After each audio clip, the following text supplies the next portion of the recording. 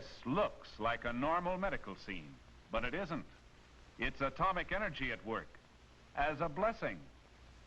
And this looks like what it is, devastation due to an atomic blast. Must atomic energy lead only to destruction like this? Or can it be used as it is here, a blessing to mankind? Here is Fred McMurray with an answer to that question. Hello, everybody. I'm Fred McMurray. You have just seen some pictures showing the devastating destruction of atomic energy, and also some pictures showing that atomic energy can be a force for good. And these are just a few of the wonderful and until recently secret motion picture scenes which we are going to show you.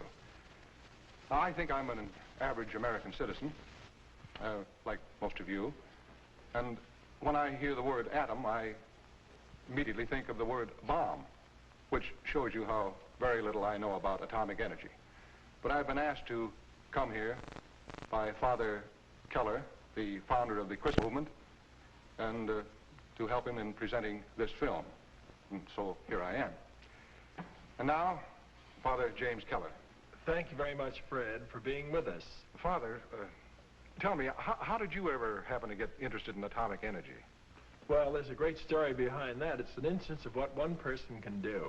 One day, a man in the atomic energy field dropped in here at our office and said that he'd heard we were going to make 30 pictures, 30 Christopher pictures, to get people of quality into the fields that count. Yours just to make one on atomic energy. And I looked at him. I wondered how we could ever do that. And he didn't pay any attention to my protesting.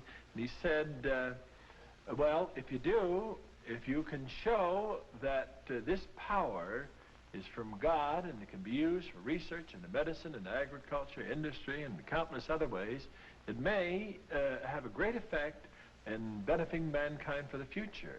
And you said if you don't, or some movement like yours doesn't, most of us may be blasted off the face of the earth.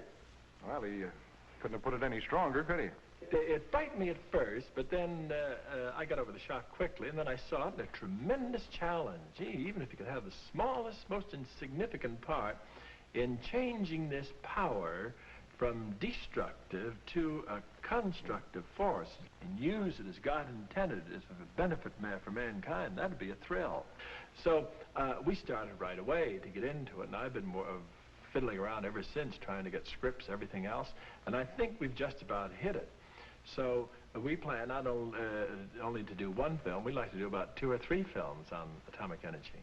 Well, I think now we ought to get into the picture, bring it to the friends, Fred. This is Hal Gibney. I will act as your guide as we look at these atomic energy pictures which Fred McMurray and Father Keller just spoke to you about. You are now looking at scientists at work at a most vital function in atomic energy, the production of what is known as radioactive materials. It looks big and confusing and kind of complicated, doesn't it? Well, for the average person not steeped in scientific knowledge, it is complicated. But we don't intend in these pictures to try to explain the miracle of atomic energy. We hope to show only how this God-given force can be used as a blessing. For example, let us look in on a famous cancer research hospital and get a close look at atomic energy working as a benefit for mankind. This girl is suffering from one of mankind's most dreaded diseases, cancer. She has cancer of the thyroid gland. A few years ago, this would have meant her case was hopeless unless radical surgery was used. This glass looks like it has plain water in it, but actually it contains hope. Hope in the form of a radioactive iodine solution. Most people know that iodine is used in treating thyroid, but let's explain where this radioactive business comes in. By splitting the atoms of iodine, you get the radioactive iodine solution the girl is drinking. Here we see the young lady on the examination table. Suppose instead of the radioactive solution she had swallowed, a tiny wristwatch. If you could listen closely enough, you could hear it ticking in her throat. The little bit of atomic energy in that solution starts sending out signals from her throat in somewhat the same way as the ticking of the watch. The apparatus suspended above her neck is picking up the so-called ticking. So the radioactive solution produced by atomic study is helping the doctor in his efforts to help the girl. You can imagine how thrilled she is to know that there is one more ray of hope for her. Let us look at the many places in America where, for many years, thousands have worked in the field of atomic energy. Here's the main headquarters of the Atomic Energy Commission in Washington, D.C. Branching out from this central headquarters is a vast network of projects. This is the Brookhaven National Laboratory in Upton, New York, where one of our greatest atomic furnaces is located. At the Hanford Works in the state of Washington, a tremendous program in health physics is underway. And this is the Plant Industry Station at Beltsville, Maryland. They're using atomic energy to learn more about growth and nutrition of plants. In Schenectady, New York, at the Knowles Atomic Power Laboratory, scientists are studying how atomic energy can be used for power. Here is Oak Ridge Laboratory, where the radioactive iodine came from that brought the smile of hope to our girl in the first scenes. At the University of California in Los Angeles, there is an important project. In the deserts of New Mexico at Los Alamos, there is another. And at New Brunswick, New Jersey, still another. In Idaho, there is an important atomic energy testing station. Finally, there is the Argonne National Laboratory in Chicago. While we are here, let us go inside and see a remarkable example of the ingenuity which man has utilized in dealing with the potentially dangerous forces of atomic energy. Here is a testing room where various metals and materials are subjected to intense radiation. This room is shielded by concrete walls 3 feet thick. Just think of it. A force you can't see or feel, and yet it is so powerful it has to be shielded by 3-foot walls. In order to handle the materials in this dangerous place, the Argonne workers have invented a fantastically wonderful pair of artificial hands operated by remote control. These robot hands are designed to imitate the 7 human motions employed in grasping, lifting, moving, and turning objects. Here is a man who has practically 4 hands. Isn't that something? You'll note that he has his fingers inserted into metal finger tubes. Every motion that he makes with his fingers and hands is exactly duplicated through remote control by the mechanical hands inside the testing room. He's watching his other pair of hands through a window built of laminated layers of glass to a thickness of 3 feet. You are now looking through this 3-foot thick window at the mechanical hands. And here is what he is pulling out. In each of these containers is a small portion of some element that has just been made radioactive. These are the tracers used in various experiments, both in science and in industry. All over the United States, in laboratories, in greenhouses, in the open fields, thousands of workers are learning more about how plants grow, how they use the materials in the soil. From what they find out in experiments such as you see here, they'll be able to put fertilizers to better use and so get better crops. Certainly here is a blessing to mankind. In this field of corn, they are studying the effect of radiation. They are learning more and more about corn. Here is a scientist who, for all intents and purposes, is a farmer. He is taking the pollen from one ear of corn and pouring it into another ear of the same plant. This is a plant that has received radiations of atomic energy. This experiment will help to show the effect of radiation on future generations of corn. All these experiments are constructive uses of this dangerous force. Of course, all the efforts in agriculture are not confined to working with plants alone. For example, here in this laboratory, under the blazing rays of an artificial sun, they are trying to solve the greatest mystery connected with plants. How does the green coloring matter of a plant enable it to use carbon dioxide, water, and sunlight to produce oxygen and plant tissue? How does it use the energy of sunlight as a part of its process of growth and produce the food we eat? Suppose they find out? They may be able to grow bigger and better food plants. They may even be able to create food elements in the laboratory without the plants. More food for a starving world. A blessing indeed. Friends, that's just part of the film that you're going to see on this wonderful subject of atomic energy, the hopeful side of atomic energy. But I think you've noticed, as it impressed me, and I think it's probably impressed you the same way, that people did this. A handful of people have discovered, uncovered for all of us, the positive, constructive side of atomic energy. As I was telling Mr. McMurray a little while ago, that in each instance, it's emphasis on what one person can do. Didn't that impress you too, Fred? It certainly did, Father. Oh, say, Father, in your book, there was a good example of what one person can do. I mean the story about the school teacher up in Deming, Washington. Dorothy Massey was her name, wasn't it? That was right. Why don't you tell the audience about that? I'll be delighted.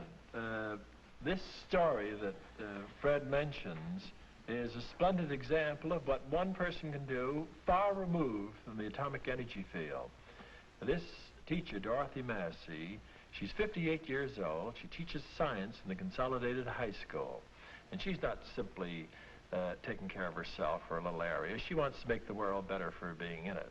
Besides tackling atomic energy, she does many other things. She works from morning till night. During this summer, she's doing all sorts of things. Over the weekend, she's teaching at the Baptist Sunday School.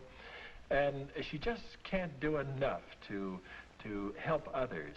Well, in her class in science, she tried to get over to the teenagers that they too could play a part in making atomic energy God-given help to mankind.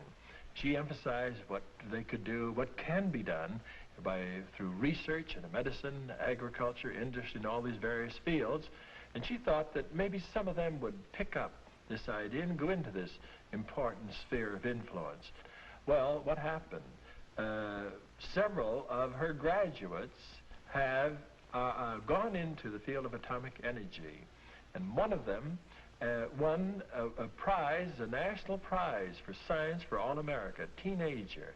And they told me when I was at the Atomic Energy Commission in Washington that this young lad may be one of the great scientists of America in the future. Why? Because not only does he have a disposition towards science, but above that, he has a spiritual sense that's going to restrain it and use it for the advantage of mankind. Dorothy Massey has given a heartening example to all of us. It's one more instance of what one person can do. Wouldn't it be a great thing, Father, if there were just one Dorothy Massey in each town and city in the country? Why, the whole future peacetime development of atomic energy would be assured. That's right. And I think it'll be pointed out to you folks in the rest of the films that you're about to see. Now, let us look at some more of the atomic energy films. Here, we are at the famous Oak Ridge Atomic Energy Project. What are the technicians doing here? Well, it's a long, complicated, and highly technical story. I do want to point out, however, that one of these technicians could well be that student described by Father Keller in his story about the wonderful school teacher from the state of Washington.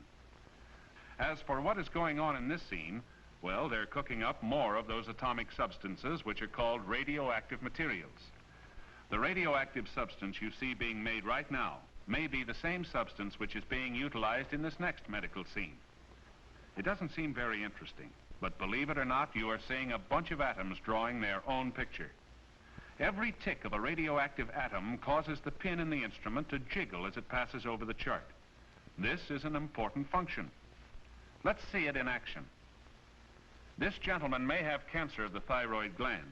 He's drinking the same kind of iodine solution that the young lady drank. And just as it did in her case, the iodine goes to the thyroid gland and concentrates in the cancer tissue. But this time they put this instrument to work. This is atomic energy as God intended it to be used. The instrument is rigged up so that as the machine moves back and forth above his thyroid gland, the pin moves across the chart. The signals sent out by the radioactive iodine are run through another instrument and made strong enough to wiggle the pin. And there you are, a picture of the patient's thyroid gland showing exactly where the iodine is concentrated. The change in pattern tells the doctor whether or not the patient has cancer and where it is. Then treatment can start. Some of the treatment may not be by atomic energy, but atomic energy is a means of diagnosis, of finding out the truth, and perhaps at the same time, stopping the spread of cancer. Now, let us look at another field where atomic energy is at work as a blessing: farm animals. You are watching an atomic energy experiment in nutrition. For example, the hen you see here is being fed a special breakfast. I would say about $11 of radioactive carbon and phosphorus. What's it all about? Well, the radioactive atoms in the carbon and phosphorus can be easily traced. And in that way, we see how a hen makes use of them in building an egg.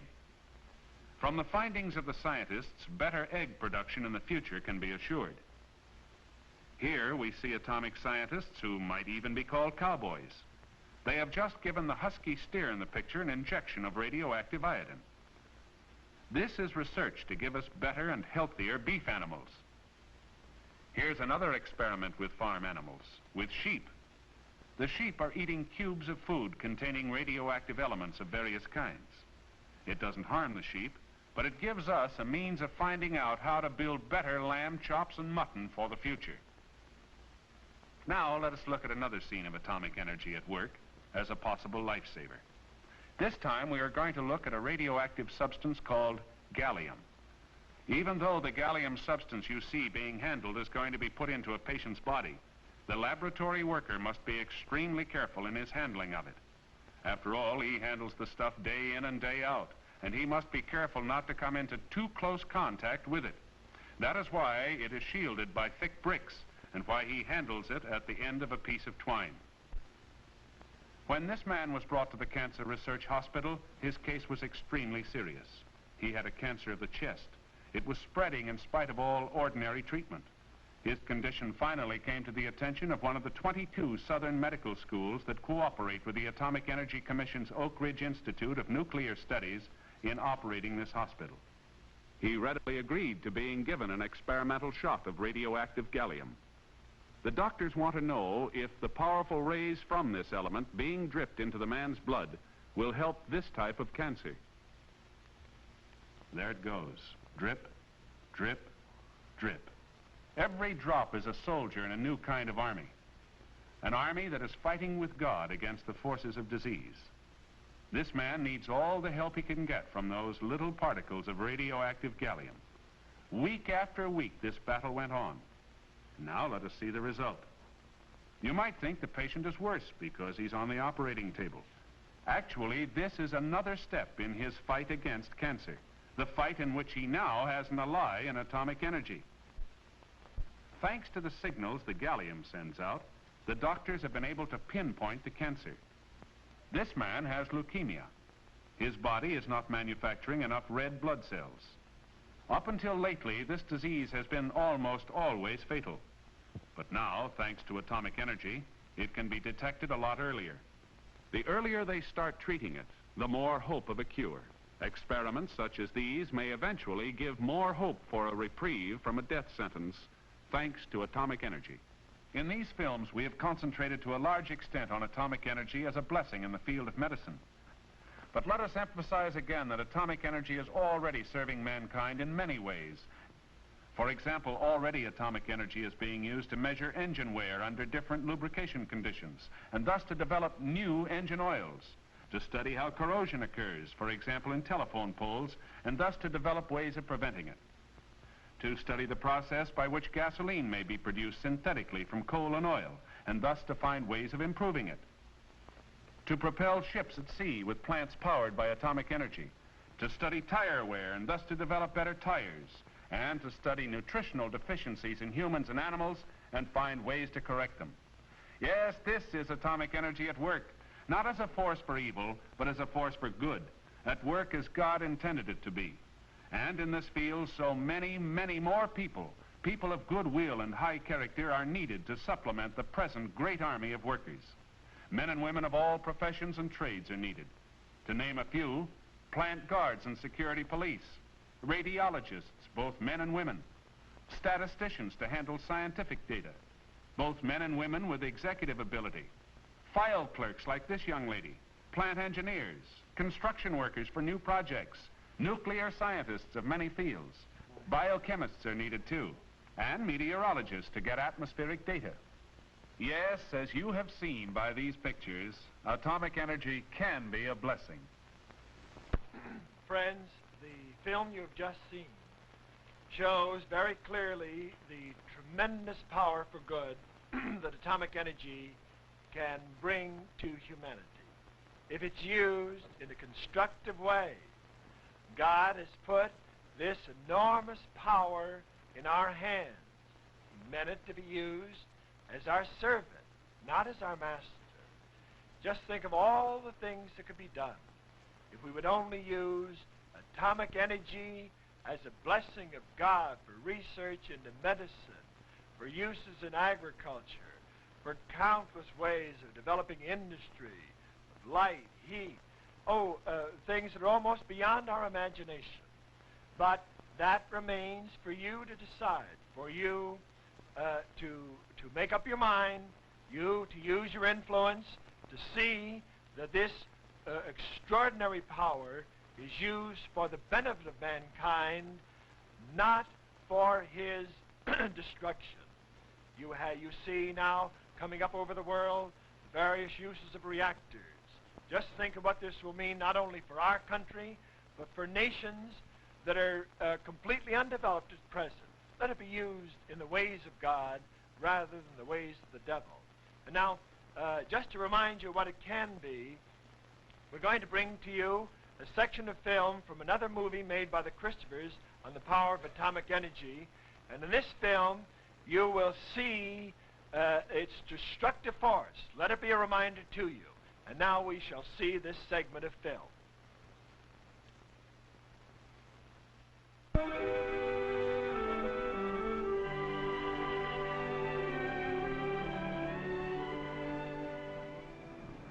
She asleep? Yes, fast asleep. How do you feel about it now that we're on our way? I know you're right, Dad. Certain? I am now. I suppose I was just keeping her in San Francisco, hoping against hope that one day the doctors would come up with some miraculous cure. But, oh, she'll love your ranch. She'll be happy there. I've got to face it, Dad. That's all we can do for her now.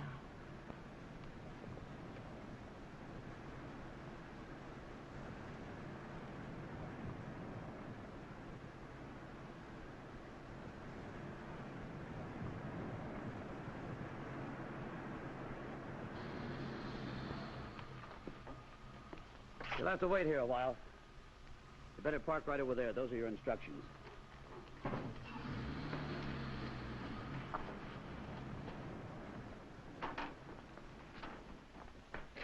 What's going on? You got yourself a front seat to something you're not going to forget so quick. See that hill?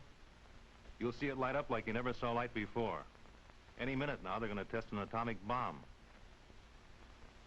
Dad, let's turn back. Wouldn't get very far.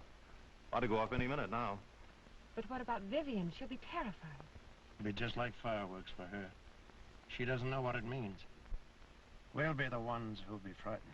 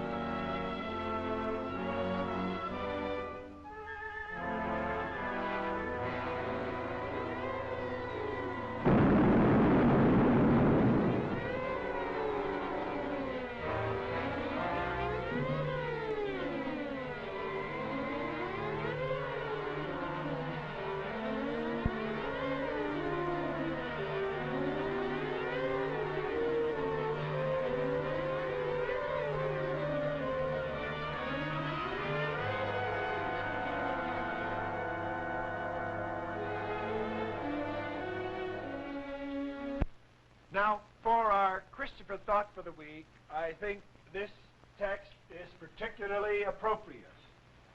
It's from St. Paul to the Hebrews. Here are his words. For we have not here a lasting city, but we seek one that is to come. Well, that's rather appropriate now in an atomic age. We have not here a lasting city. But even before atomic energy, before atomic bombs and hydrogen bombs came along, we're only here for a while, but at least God wanted us to have a little foretaste of heaven on earth. He meant us to have peace. He meant us to use all the powers of the earth for our benefit, not for our destruction. Try to make atomic energy a force for good. Now in the Christophers, as we mentioned many times before, we have no organization, no memberships, no meetings, no dues. We pass along little suggestions, indications of what others have done in our monthly news notes, that we send to 1 million people at the present time. And we will be glad to send them to you all you need do is send a postcard to the Christophers, New York, 17 New York. We will be glad to send them to you without any cost whatever. Keep in mind, as we try to emphasize over and over again, the part that you can play in changing this world. This is your world. And God wants you to reach out to the world, reach out to everybody. All of humanity is nothing more than you over and over again. Show that this 20th century in which we're privileged to live can do something that's going to help man. We've achieved many things in a physical, mechanical way, but let us not forget that it has remained for our day to bring to humanity universal death and destruction if we mishandle atomic and hydrogen energy. Do your part to show that this can be a servant of man, used for his benefit. And then once you are reaching out to the fields, you must do more than simply take an attitude of wishful thinking. You must do something. Take an interest in your government. Take an interest in your schools, in your radio, in your television, all your means of communication. Better literature, better everything that's going to fill them with good ideas instead of reducing them to the status of a brute. There'll be less and less of brutality the more we bring into our hearts the peace and love that God wants us to have. Don't forget the part that you can play. No matter who you are or what you are, no matter what your circumstances may be, there is a part that you personally can play in changing the whole world for the better. Do your part, and you will be happy because you've done your part for all. Thank you, and God bless you. This is a presentation of the Christophers.